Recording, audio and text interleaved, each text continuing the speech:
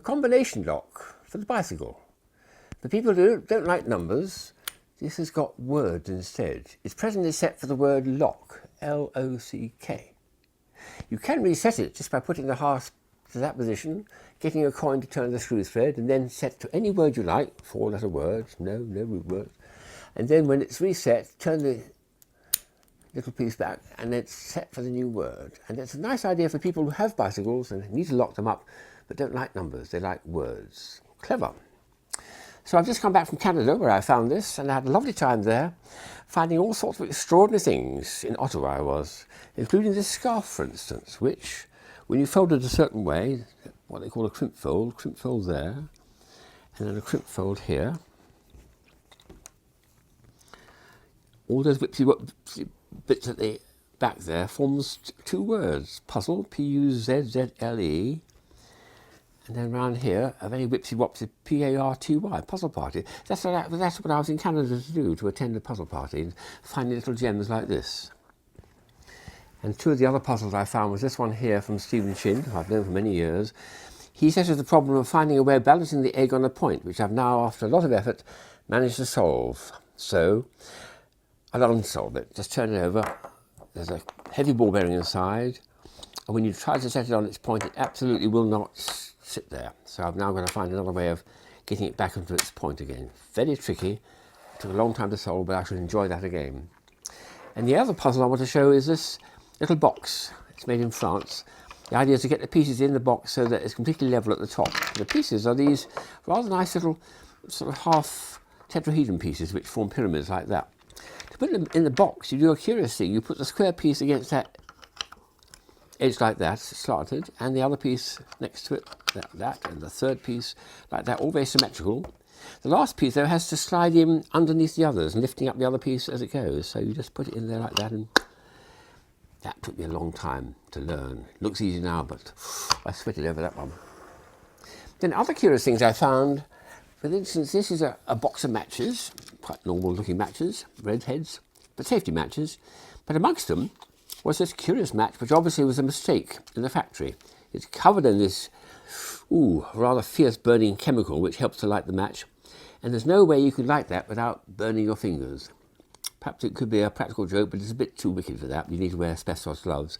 So I'm keeping this as a souvenir because these are perfectly normal matches, but once in a million times you'll get a curious accident in the factory where that comes out, and you can't use that because it's a non-safe safety match. Strange idea. Here's an optical illusion which I picked up from a friend who bought it from Japan. Two little nut dishes. We've got the bigger blue one near you there, and then a green one at the back. But the curious thing is, if you change the order, some reason or other the green one's grown and got bigger, and the blue one's shrunk and got smaller, or so it appears. Change them around again. Oh, we're back to where we were at the beginning. A large blue and a small green. And as many times as you change it over, the size keeps appearing to disappear or appear, one large and one small. Very interesting optical illusion. Here's a very strange item. It's a kind of what's it. It's got a curve to it. It's got two very sharp blades inside, which you can hardly see. The idea is, this is very curious, sometimes when they're trying to promote coffee, they put little hidden numbers under the rim here, and you win then a meal or a trip to the moon or something. But how do you get at it? It's very hard to unravel these. This is the device you use. You carry this in. When you finish the coffee, you push that down, with the coffee now empty, pull it, it cuts the piece at either side and allows you to read what's on that bit of the rim. And eventually, after you work through the entire cup, that's what you get. But you can look under all the bits and find out whether you've won the extra meal or the trip to the moon. Bizarre looking thing. Who would have guessed it? I would never have. Another little find. Here's a charming little Japanese version of the missing area paradox. It's supposed to be a little cat bag for taking the kitty cat to the vet. But there's no room for it. You can put him on top, but he'll fall out. So what do? You just take the three pieces apart. There's only three pieces, the whole thing. You put the kitty in the middle, that's where she belongs.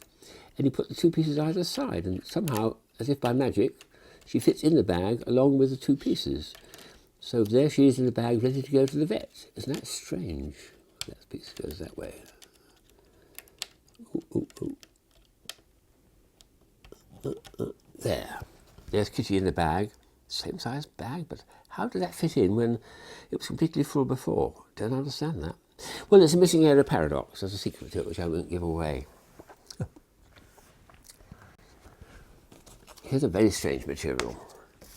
This is made by a friend of mine for his Christmas card. It's made of a curious type of coating called hydrophobic.